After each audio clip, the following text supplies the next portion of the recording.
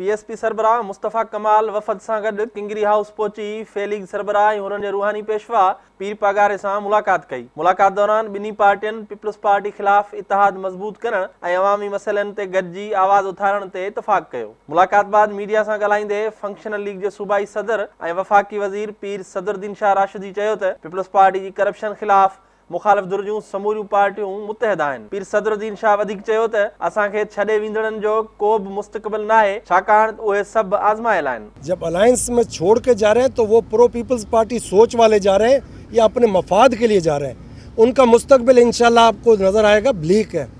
उनका मुस्तकबिल उधर भी कुछ नहीं है, वो सब आजमाए हुए और उनने जो करतूत किए हैं, वो जरदारी साहब बच्चा नहीं है, वो वक्त पे वो चिट्ठी निकाल के बताएगा कि ये आपने किया है। उन मौके ते PSP सरबराह मुस्तफ़ा कमाल चयो त मुलाक़ात दौरान पतो पियो त सभिनी जी डायरेक्शन साॻी आहे, उन करे सिंध जे मसइलनि ते गॾियल आवाज़ उथारण ते इतफ़ाक़ थियो आहे। सोचों में अल्लाह का शुक्र है कि कोई फ़र्क नहीं है, सोचों में कोई फ़र्क नहीं है।